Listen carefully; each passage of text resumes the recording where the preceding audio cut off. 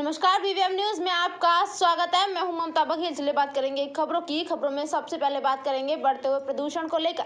Delhi NCR में लगातार बढ़ रहे प्रदूषण को लेकर हरियाणा सरकार ने कई तरह की एक्टिविटी को बंद करने के आदेश दे दिए हैं, जिसमें कंस्ट्रक्शन और डेवलपमेंट वर्क भी पूरी तरह से 3 दिन के लिए बंद किए गए हैं। लेकिन बल्लभगढ़ में अभी भी कई जगह निर्माण कार्य लगातार जारी है, जिसकी वजह से इस मामले में नगर निगम के ज्वाइंट कमिश्नर अनिल कुमार का कहना है कि उनकी तरफ से तोड़फोड़ के दस्ते को निर्माण कार्य रुकवाने के आदेश दिए गए हैं। कई जगह हो सकता है कि अभी टीम ना पहुंची हो और लोगों को इसके बारे में पता ना हो, और उनकी कोशिश है कि प्रदूषण कम करने के लिए कंस्ट्रक्शन के कामों को रुकवाया जाए। लगातार बल्लभगढ़ के भी हालात पॉल्यूशन को देखते हुए काफ़ी बिगड़े हुए हैं। ऐसे में सरकार ने आदेश दिए हैं कि कंस्ट्रक्शन भी बंद रखनी है। इधर और भी कई आदेश दिए हैं, चाहे भट्टे की बात कर लें, चाहे हम करेशर जोन की बात कर लें, इसके साथ साथ कंस्ट्रक्शन भी बंद कर लें। परंतु बल्लभगढ़ में अभी भी कई जगह कंस्ट्रक्शन चल रही है।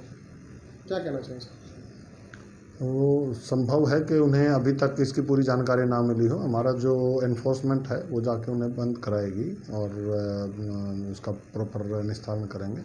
और इस को ठीक करने के लिए अपनी तरफ से जो प्रयास हैं, हम लोग छिड़काव करते हैं पानी का, वो जारी है। जितने भी खुले सूखे जगह हैं जहाँ पे से मिट्टी उड़ सकती है, धूल उड़ सकती है, तो उसके ऊपर प्रॉपर छिड़काव किया जा रहा है और इसे यथासंभव प्रयास किए जा रहे हैं इसको, जिससे पोल्यूशन और ना बढ़े, कम हो। इसको लेकर के अगर बात करें तो पोल्यूशन कंट्रोल के लिए तमाम और जो अभियान है वो भी कहीं ना कहीं क्या विभाग की तरफ से चलाए जा रहे हैं? हाँ, बिल्कुल है। जो बताया मैंने, पोल्यूशन कंट्रोल के लिए यही तो है प्रयास जो मैंने बताया आपको। एक्यूआई को ठीक करने के लिए, क्वालिटी इंडेक्स को ठीक करने के लिए जो पॉइंट्स हैं जहाँ से ये धूल मिट्टी ज़्यादा उड़ती है, उन जगहों पर हमने टैंकर लगा के बाकायदा वो पानी का छिड़काव करवाते हैं, जिससे धूल मिट्टी कम उड़े। इस तरीके से एक कहीं ना कहीं कारण पोल्यूशन का कूड़ा जलाना भी है सर। क्या इसको लेकर के किस तरीके से? इसके 5,000 रुपये का चालान कल किया है और इसी तरह जो भी संज्ञान में आ रहा है हमारे, उनके ऊपर पूरा स्ट्रिक्ट एक्शन ले रहे हैं। ये पोल्यूशन को बढ़ाने में बहुत अहम रोल अदा कर रहा है। इसको हम पूरे सतत प्रयास से इसे रोकेंगे। तो कब तक ये आदेश रहेंगे, क्या लगता है उम्मीद? आदेश रहेंगे, आदेश का तो सरकार की तरफ से नियत है। चलिए हम बढ़ेंगे अगली खबर की ओर। 17 नवंबर तक सभी निजी और सरकारी स्कूल बंद कर दिए गए हैं। जिला उपायुक्त ने निर्देश जारी करते हुए कहा कि सरकार के आदेशों की अवहेलना करने वाले लोगों के खिलाफ सख्त कार्यवाही की जाएगी। वहीं उन्होंने लोगों से पोल्यूशन को कम करने के लिए कारपूल करने की अपील करते हुए पोल्यूशन को कम करने की अपील भी की है। हम आपकी टीवी स्क्रीन पर जो तस्वीरें दिखा रहे हैं, जिनमें एक तस्वीर में एक युवक पेड़ों पर जमी धूल को झाड़ रहे हैं, तो दूसरी तस्वीर में जिला प्रशासन द्वारा सड़कों पर पानी का छिड़काव किया जा रहा है। इसी बढ़ते पोल्यूशन को देखते हुए हरियाणा सरकार ने दिल्ली से सटे 40 फरीदाबाद, गुरुग्राम, झज्जर और सोनीपत में स्कूलों को 3 दिनों के लिए बंद करने के आदेश जारी किए हैं। इसी को देखते हुए जिला उपायुक्त फरीदाबाद जितेंद्र यादव ने एक निर्देश जारी करते हुए लोगों से सरकारी आदेशों को मानने के निर्देश जारी किए हैं और लोगों से पोल्यूशन को कम करने में मदद करने की अपील की है।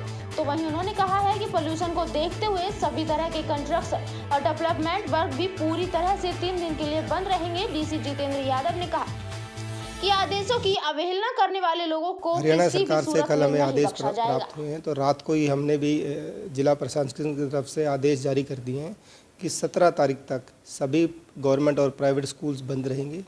किसी भी तरह की कंस्ट्रक्शन एक्टिविटीज़ पूरे फरीदाबाद डिस्ट्रिक्ट में नहीं होगी।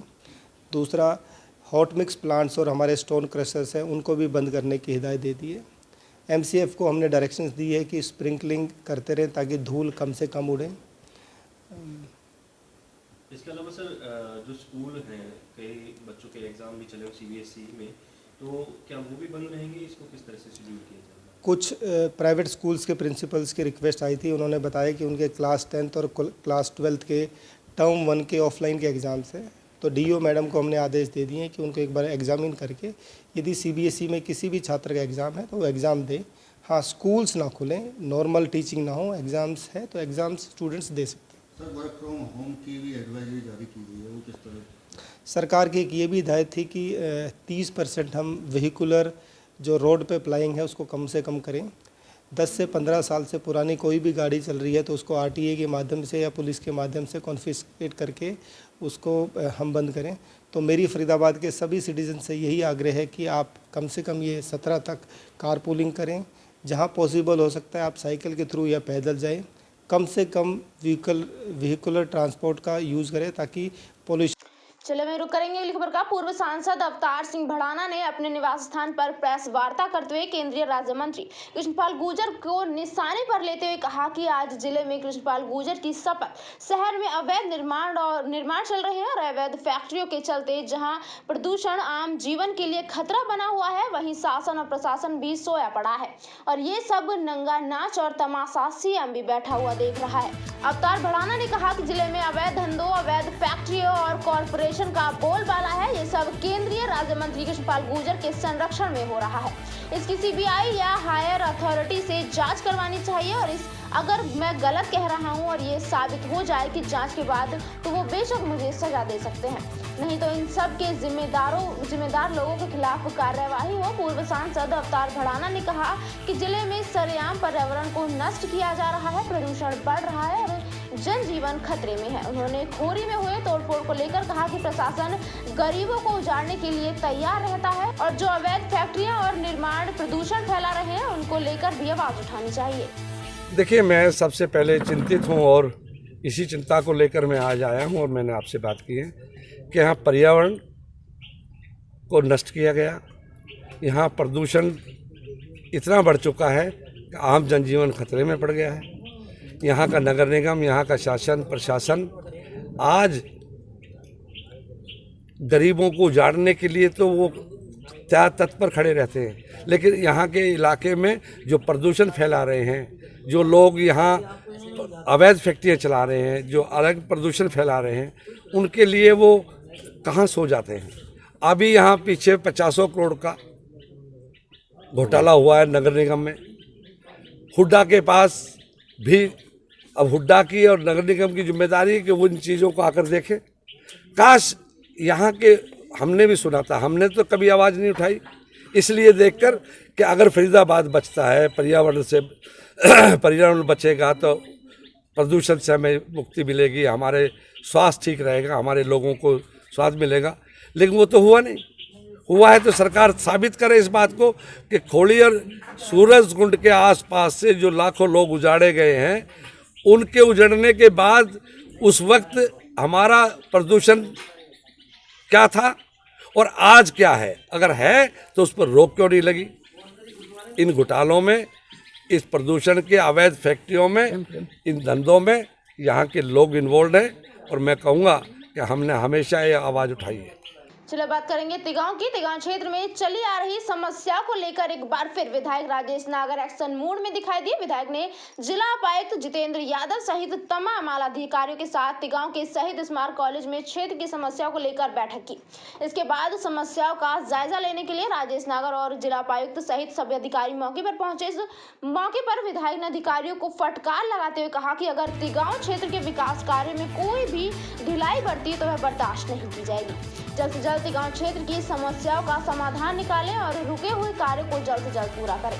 विधायक ने अधिकारियों को अंतिम चेतावनी देते हुए कहा कि सभी विभागों के अधिकारी अपने काम के प्रति सजग हो जाएं और काम की समय अवधि तय कर लें। इस समीक्षा बैठक में आए जिला उपायुक्त जितेंद्र यादव ने प्रत्येक विभाग के अधिकारी से पिछली बार के दौरे के कार्य की रिपोर्ट मांगी।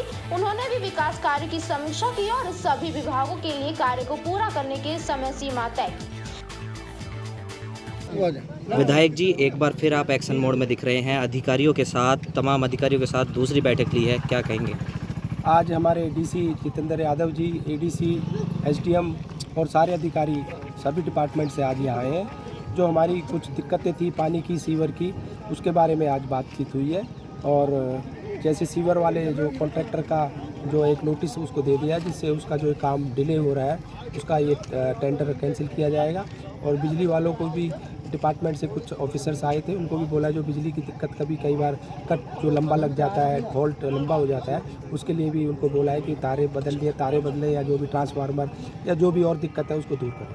पानी की समस्या सबसे बिगड़ है, क्या कहना चाहते हैं इसको? पानी की दिक्कत सीवर की वजह से है, क्योंकि सीवर लाइन जो हमारी ये कंप्लीट होनी थी 2021 में, अभी कंप्लीट नहीं हो पाई और कॉन्ट्रैक्टर को जो भी जहाँ का ठेकेदार है उसको बोला गया जो गांव के तालाब है आज तक सफाई नहीं हुई है, कब होगी उनकी सफाई? सफाई के लिए भी जो है टेंडर अलॉट हो गए। और चलो अभी बात करेंगे पलवल की। पलवल में 17 वर्षीय नाबालिग लड़की को बहला फुसलाकर ओयो होटल में ले जाकर दुष्कर्म करने का मामला प्रकाश में आया। मेला थाना पुलिस ने मामले में शिकायत के आधार पर पर नामजद आरोपियों के खिलाफ मामला दर्ज कर लिया है। महिला थाना प्रभारी वनीत ने बताया कि गत 9 नवंबर को एक 17 वर्षीय नाबालिग लड़की छपरौला मोड़ पर मौजूद थी। उसी दौरान वहां एक युवक आया जो कि उसका जान पहचान वाला था। वह उसे पहला फुसला कर फरीदाबाद स्थित ओयो होटल में ले गया और वहां उसके साथ जबरन दुष्कर्म की वारदात को अंजाम दिया, जिसके बाद पीड़िता जैसे तैसे अपने घर पहुंची और अपनी आपबीती अपने परिजनों को बताई तथा परिजनों की मदद से मामले की लिखित शिकायत महिला थाना पुलिस को दी।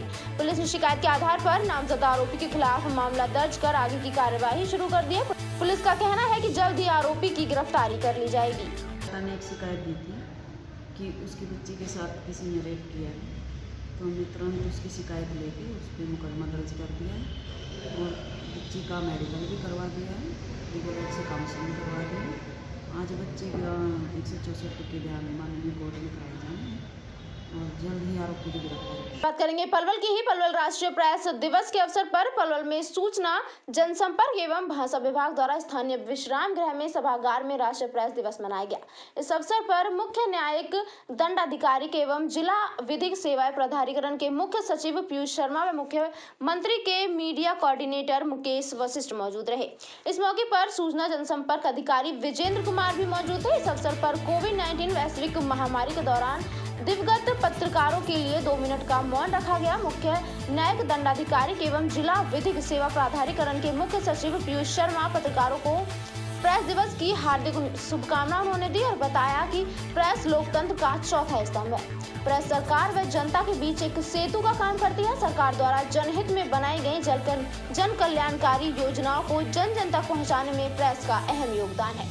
पत्रकार पूरी निष्ठा और ईमानदारी के साथ अपने कर्तव्य का निर्वाह करते हुए सरकार की योजनाओं को लोगों तक पहुंचाने का काम करता है। वर्तमान समय में मीडिया समाज के निर्माण में अहम रोल अदा कर रही है। आज यहाँ पे चर्चा हुई तो मैं इसके बारे में आपको कहना चाहूँगा, जैसे कि मुकेश वशिष्ठ जी ने भी कहा कि चिंतन की जरूरत है। मेरे हिसाब से चिंतन तो आप लोग कर चुके, तभी आप लोगों के मन में इतनी बातें हैं। चिंतन तो आप बहुत पहले से कर चुके और आप लोगों के मन में बातें भी इकट्ठी हो चुकी।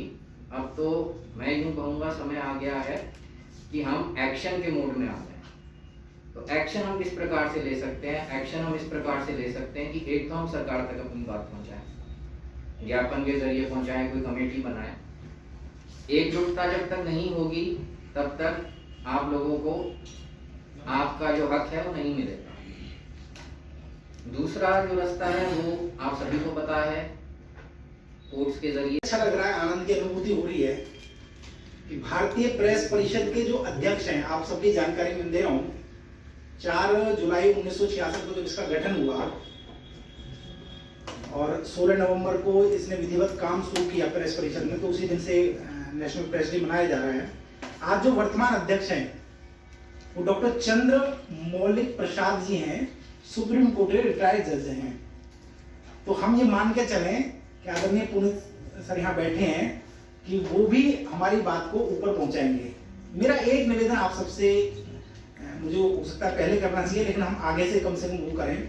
लोकतंत्र के जो 4 स्तंभ जिनको हम कहते हैं, हम मीडिया हैं, हमारे जज साहब आगे हैं, 2 लोग और रह गए। चलो बात करेंगे कुरुक्षेत्र की। हरियाणा प्रदेश सरकार में गठबंधन यानी कि जननायक जनता पार्टी विंग आज सड़कों पर उतरकर देश को A+ ग्रेड यूनिवर्सिटी कुरुक्षेत्र विश्वविद्यालय के सामने सरकार का पुतला फूका गया। प्रदेश भर में हरियाणा सरकार के पुतले फूके जा रहे हैं।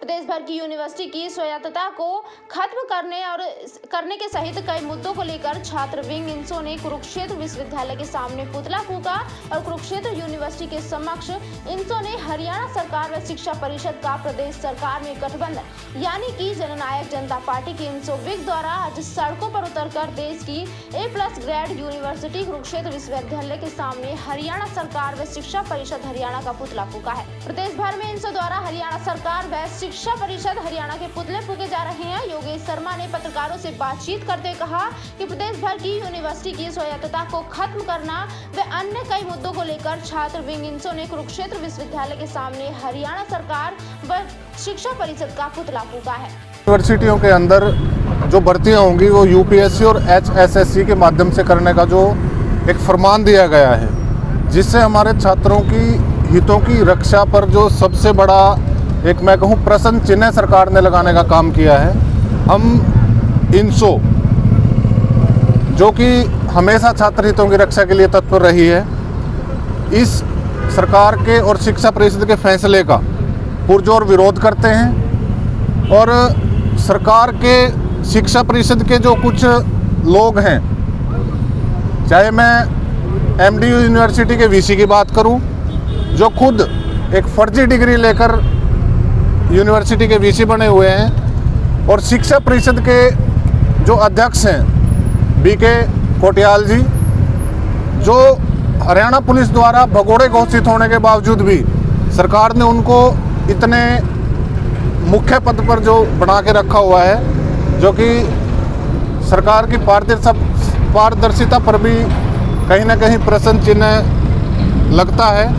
हम आज एक सांकेतिक तौर पर सभी कुरुक्षेत्र जिला के मुख्य इंसो के और हमारे यूनिवर्सिटी के पदाधिकारी एक संकेत देने के लिए कि या तो सरकार, अगर आप पारदर्शिता की बात करते हैं तो आप तुरंत प्रभाव से यूनिवर्सिटी के एमडीयू यूनिवर्सिटी के वीसी राजवीर सिंह और बीवीएम न्यूज में फिलहाल के लिए इतना ही। आप बने रहिए हमारे साथ, देखते रहिए बीवीएम न्यूज। नमस्कार।